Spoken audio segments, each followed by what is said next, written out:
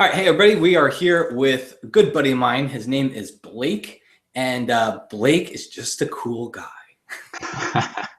No, Blake's a good friend of mine. We'd met. Where did we meet, Blake? In San Francisco years ago, right? Yeah, it was the Marin Headlands Peach Pit photo walk. Yeah, Yes. 2010.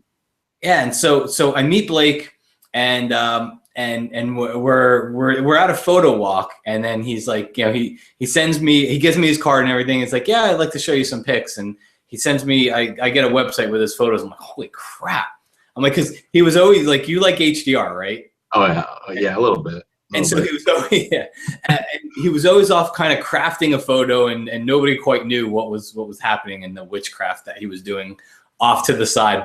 And it's like, then he'd walk over, show me his camera. I'm like, holy crap, man, I got to start following this guy around because I'm obviously not. I'm not. Well, that was funny because you were there without a camera, and at the time I had no idea who you were. And you were asking me all these questions like, what are you doing? I was like, oh, I'm just shooting some HDR, like trying to sound, I don't know what I was trying to sound. I think back, I'm like, God, I was talking to Matt Klowskoski about HDR as if he knew nothing about it. and then you sent me that email, and then I went to Photoshop World, and that's when I found out, like, whoa, that's who this guy is. Okay, cool. And cool thing, little side note about Blake, and then we'll get into the questions, is so Blake came to one of the classes that I was on a panel at Photoshop World, which was starting a blog. And so Blake actually came to that class.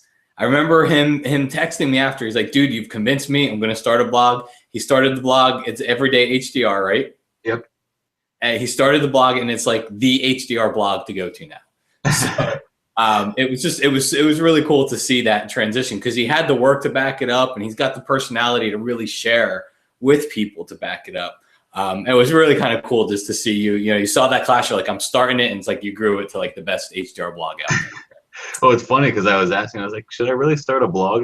Aren't blogs for people to just want to hear themselves talk? And you're like, no, that's not what blogs are about at all.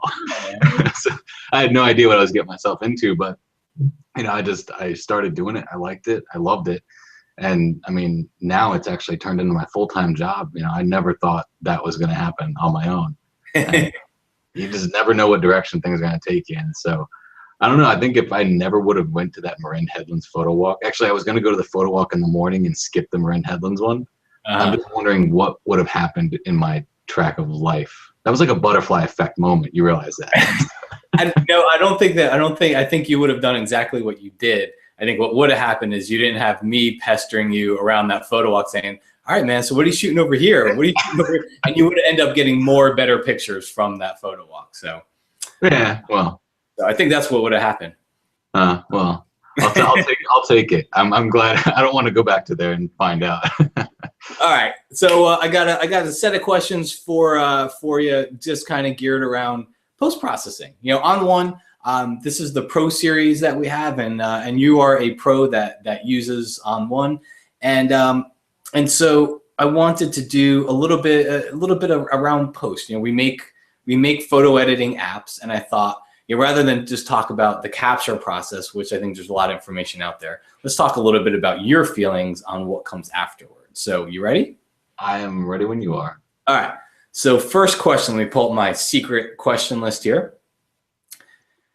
So first question seems kind of silly, but the reason why I ask is because I know there's different sides of the fence to this one. So I'll say, do you like post-processing? And, what do you enjoy about it if you do like it, or what do you dislike about it if you don't? And I say that because I know post-processing is a necessary part of what happens today.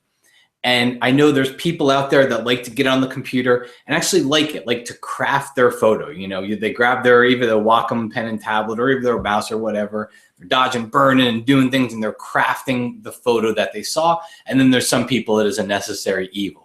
They've got to do it, but they don't really care for it. So where do you fall? I am in love with it. It really is. It's one of those things that I think I talk to other people about this a lot too in seminars and workshops. They ask me, well, how do I know where I am and where I'm supposed to be? And I was like, well, in the beginning, you're going to do about 5% of your work in post and 95% in camera. And then as you start to transition, you'll find that that percentage starts to go to a 50-50 to almost a 90-10. And then now I feel I'm in like a 95-5, where 5% of what I do is in camera. I actually don't enjoy the camera nearly as much as the post-processing. For me, I mean, I'm an artist by nature. I grew up painting and sculpting and got my degree in printmaking and never really did much with photography until I moved to California. So for me, there's something about the hands-on nature of the crafting of the image, like you said. And it's gotten to a point where it's almost addicting for me. Like I just can't stop.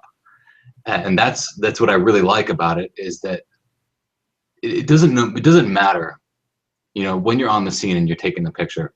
I always get that vision in my head of what I want that shot to look like. So I already know going into post what that image is going to look like afterwards. Yeah. But without the shred of doubt, anytime, I'm almost always surprised still. Even though I have an idea of what it's going to look like, the surprise happens during the post.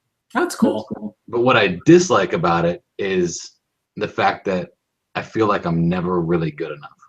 Like I feel like I've never really nailed it. You know, I claim, I guess my new thing that I'm going towards now is not as much in HDR, but more workflow efficiency.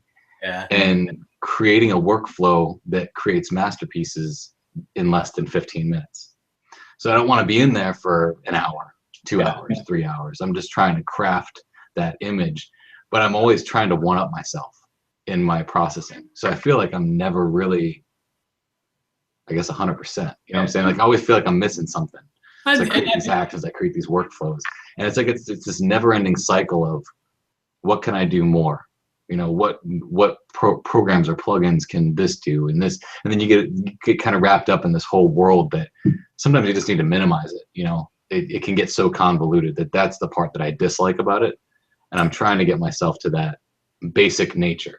You know, and that's a great point. I think when it comes down to it, we want the programs that we use and the apps that we use to help, but we don't want to get put into paralysis by analysis. You know, we don't want, and I, you know, my mom is getting into photography, and this happens with her where she gets sometimes paralyzed by so many things being out there. So it's an interesting point you had on that one. All right. So here's a pretty simple question. Just it's, you know, ON1, just, and especially recently with Photo 10, we took the black and white app and put it into effects. It's actually the same, all the same settings, everything's there. It's just instead of a separate app, we put it into effects. But it just brings up a bigger question as I was looking at Photo 10 and what was new and changing everything. It brought up a bigger question, which was, so what's your thoughts on black and white? You know, do you do a lot of black and white? Do you not? What when you look at an image, what kind of says black and white and what doesn't? It's a good question, and it's hard too, because, you know, being an HDR junkie, before I did the HDR stuff, I was really big into black and white. I did black and white series where I would, you know, I wasn't really interested in color. But I think for me, once I realized that black and white and color have a reciprocity to each other, that I actually use black and white in every photo I process. So whether that's a color image or a black and white photo, I'm using black and white principles, because I dumb the image down, I guess if you want to call it that, to a black and white, because that gives me the tonality difference between and it makes it easier for me to visualize the contrast of my image, so that will make a better color photo. That's cool. So there's a reciprocity for black and white and for color. So for me, because I'm pretty much doing black and white on almost every, what I call masterpieces that I'm working on, I see it in both. So that kind of helps me determine, it's like, oh, well, do I want this in black and white, or, you know, does it really need color? And I think when it comes down to it is, you know, the viewer to photo interaction is a communication process that's missing the photographer. So if you just saw my images, that has to communicate something to you, whether it's the composition I chose or the color that I chose. So I think that in order for me to decide, I have to say, okay, if someone else were to see this, how does it communicate to them? Does it communicate best to them in black and white, or does this color need to be here to accentuate the focal point? So I think for me, it more or less comes down to a necessity of the communication that I want to bridge between me as the photographer if I'm not there, and the viewer that's looking at the image. Okay. And it's so hard to do that. If you don't have words to write and you don't have this kind of conversation about the image, then all you see is what I'm showing you. Yeah. Whether that's on 500px, at a gallery, or in my house. No, makes sense. If you don't know the story behind it, then you don't really know kind of what my thought process was. So for me, and I get really kind of, I've done some black and white tutorials that, I go into I guess a different type of realm with it too, because there's so many different ways to convert to black and white, and you're kind of like, well, which way is best, So in the process of deciding black and white, I've also looked at 7 to 10 different ways to process in black and white to determine which is the best way. So, I think that's one thing that people get stuck on too, is like black and white, black and white. It's like the true art form of photography, but you can actually be doing some destructive things if you're not doing your black and white correctly, because you can be losing those colors. That's a whole different discussion. But I think for me, it really comes down to the communication process. Yeah. So go ahead. Okay. No, I was just gonna say it might even help you now that black and white is in effects now, because now you can make a black and white layer, and I would assume you can probably turn it on and off or change the opacity while you're working on other effects too. Right. Yeah. And that's the cool part too, is, the simple thing of, if you're in ON1 effects 10, you can change that blending option to luminosity. And if you find the proper black and white that you see and change it to luminosity, you'd be surprised how quickly it takes your color photo and just makes it pop off the page. Oh yeah. You're editing it in black and white to get the best black and white, because our eyes, if you think about it, black and white is, let's say a couple hundred colors, on the scale of things, the gray scale of things, but color is millions of colors. So it's harder for our brain to interact with the image that we're processing. But you turn it black and white, try that, turn it black and white once and edit it in black and white, and then change that to luminosity so it only affects your tones in your image, not your color, and watch them just pop off the page. That's great. Cool. And when, just for everybody out there who's watching, when Blake says change the luminosity, when you go into that layer, the blend modes for that layer, right, luminosity is one. So like multiply, darken, lighten, whatever, luminosity is one of them. So right. All right. Next question. So your post-processing feelings, this is actually a pretty quick one. Your post-processing feelings, anything goes, or you have limits? Anything goes. I'm an artist by trade. So for me, it really comes down to what you want to convey. And like I said before, it's the communication aspect. Yeah. Anything goes. It doesn't matter as long as it communicates it properly. And you see some bad Photoshop work and you see some good Photoshop work. But the way I see it, as long as you're in there and you're practicing it and you want to make it an art form, that's great. If you want to make it a photography form, that's great too. So for me, I actually teach both styles too. I got a new course coming out soon. It's all about just training yourself to be an artist rather than just a photographer, like people like to call themselves. Yeah. So cool. I'm all about it. Whatever you want to do, I think works. Good. Except for selective color, maybe. All right, so you kind of alluded to this before, but I thought a cool question to ask, just for people out there wondering how long, their photos. So let's say you go on, the Marin Headlands, like where we met at.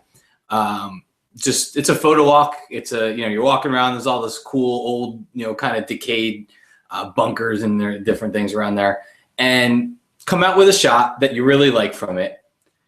About how long are you going to spend processing it? Are you like 5 minutes, I'm out? You said 15 minutes as a thing before, is it shorter? Is it longer? I know, because I know it's hard to say on every single image. I'm talking about an image you really like, and it might not even necessarily, it doesn't have to be a client base. It just has to, maybe, you're going to put it on your web portfolio. Maybe you'll print and hang it on your wall, but around how long are you spending? I'd say on average more like 15 to 20 minutes. If you asked me that 2 years ago, I'd say 2 hours to 4 hours. But it's one of those things that I think as you grow as a photographer and you understand, what parts of the workflow you can cut out, what parts you can subtract, what you can add in, what plugins you use as, workflow efficiency-based plugins and what you use as effect-based plugins. I think that's the hard thing for people to separate. So because I even think we kind of talked about this years ago.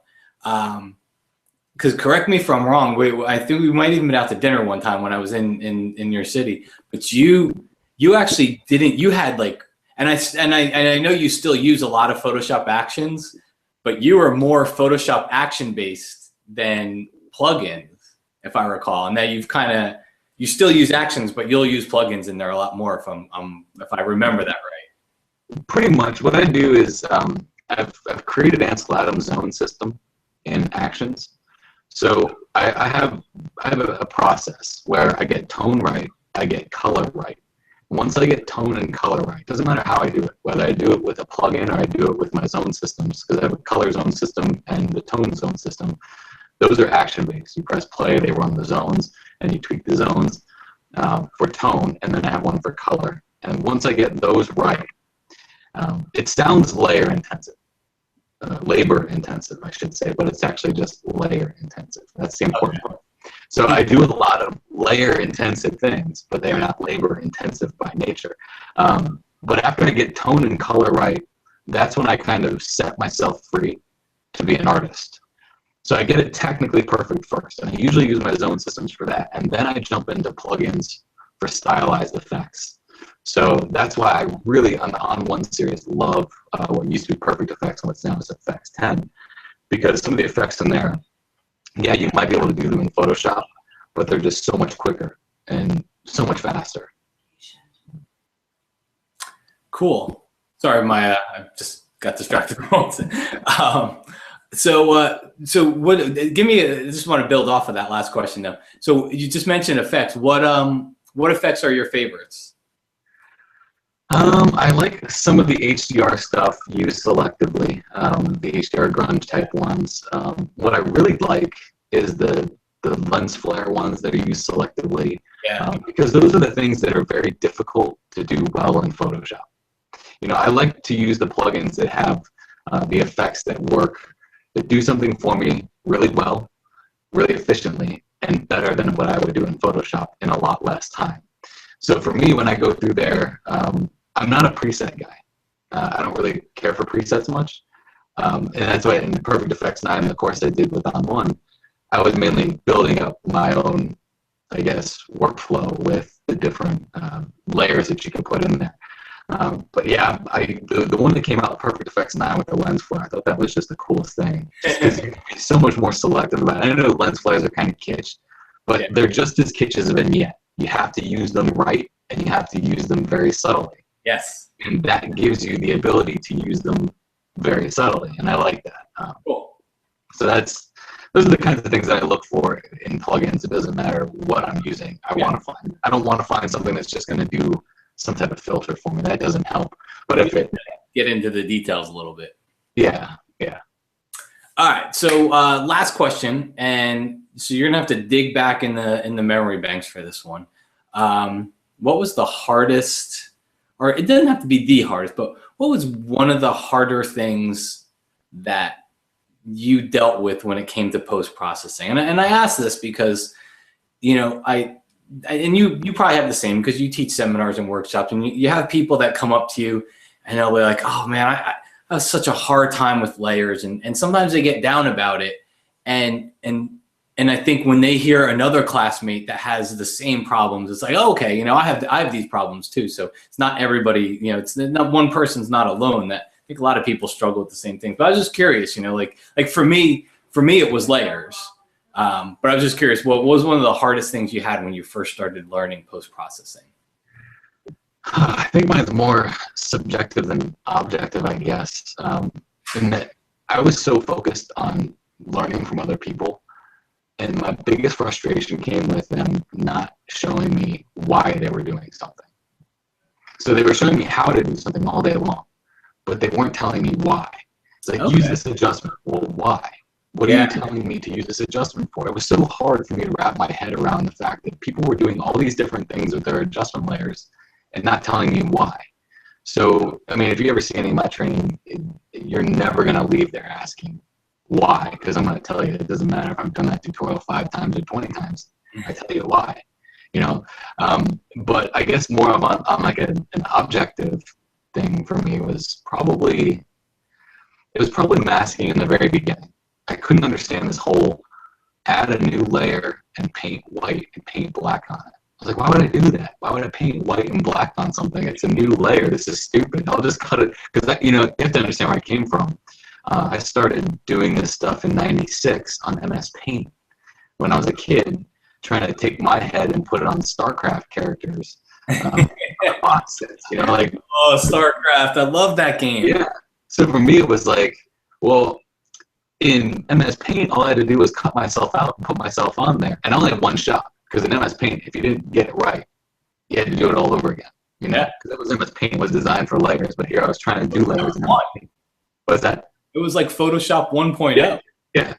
So then once I got into Photoshop, which was probably around 1998, I was doing things very much like I was doing in Paint. And then self-taught until about 2004 when I had a teacher in college that actually explained masking to me. And I was like, oh, now it makes sense. Makes sense. Yeah, and so then that's when I think layers. It wasn't necessarily layers for me because I was a printmaker by trade. So I know about manually screen printing 13 layers onto a piece of paper and getting them misaligned.